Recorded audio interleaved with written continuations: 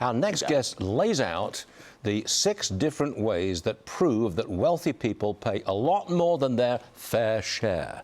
And it's all through taxes, federal taxes, state taxes, property, sales, capital gains, estate taxes. Ted Jenkins wrote that list, and he joins me now. All right, Ted, good list. Look, what the left really wants, okay, they want more taxation. I got that. But what they really want is to confiscate wealth, to seize wealth. That's what they're really aiming at, right? Well, 100%, Stuart, and good to see you. I mean, just look at what's happening in the ballot in California right now, that if this billionaire's tax passes, if you have $1 billion, you're going to pay $50 million of taxes for every billion that you have. Just look at what's happening in the city of Los Angeles, where if you own what they call to be a mansion, a property worth $5 million or more, when you sell that property, you have to pay a transfer tax to the city of Los Angeles. So these are all forms of the redistribution of wealth. You're absolutely right. They want to confiscate it. It's gaining ground, though, isn't it?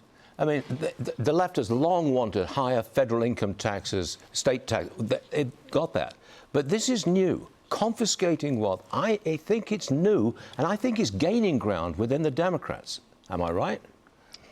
Yeah, 100%. Look, this overall message that rich people have to pay their fair share of taxes has definitely become a political slogan for the left. And it's not a measurable standard. If you look at federal income taxes, Stuart, the top 10% of taxpayers in America make 50% of the money. The top 10% of the taxpayers in America pay 72% of all of the federal taxes, while the bottom 50% only pay 3% of the federal income taxes. And that's just federal income tax. So tell me what doesn't sound fair about that equation. But they never define what is a fair share. If you live in New York City and you make good money, I'm talking real good money, you'll pay about 60% of your income in federal and state and local income taxes. And I think that's just plain wrong. That is not a fair share. What say you? Well, look, the Dems have changed this word fair from being an objective word to becoming a subjective word. And when you have a state that you can't control your spending, your only answer is let's figure out how to create more revenue because we don't want to control spending. So you do this by death by 1,000 taxes, which is exactly what states like New York and California and others are doing right now. And it's why a lot of people are going to Texas and Tennessee and Florida. They're just much more tax favorable states. People are voting with their feet and moving with their wallet. President Trump's urging New York City's Mayor Mandani to appreciate billionaires. Watch this. When you lose people like that, it's sort of not recoverable. Then they build something else. They're going to be there for 30 years. They don't come back.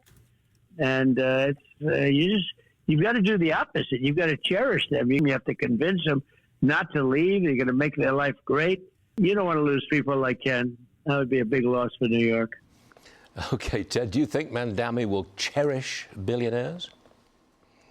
No, and I don't think Katie Wilson will either. But the fact is, you don't want to scare entrepreneurs out of your city or your state. Stuart, look, in America right now, when you think about jobs, 70% of them are created on the backs of entrepreneurs and small business owners, the very people that create the economy in your state.